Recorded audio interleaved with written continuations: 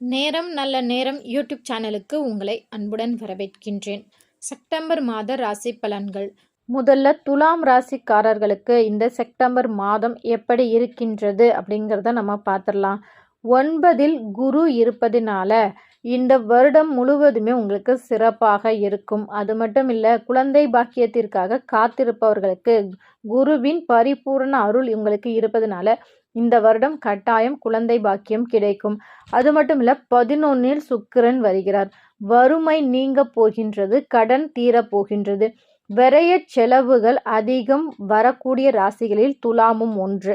அந்த விரய செலவை சுப விரயமாக மாற்றுவது உங்கள் கையில்தான் இருக்கிறது.